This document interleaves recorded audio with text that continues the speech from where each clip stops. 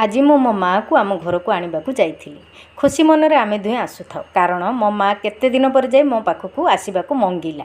मु सहर रुए, माँ गाँ घर छाड़ी आसवा मंगु नथिला। जहा हेउ बुझाई सुझाई माँ को नहीं आसिली। अकस्मात वर्षाटा केउंटार थिला नादी देईगला। छता भितर आमे दुहें माने माँ आ मु माँ को कसी करी धरी थाए काले माँ कादुअरे खसीजिब आ तार माड होइजिब। किंतु माँ मते धरी न थांती कारण से जानी थिले जे तांको जन्म कला पुओ तांको केबे भी हाथ को छाड़िबो नाही।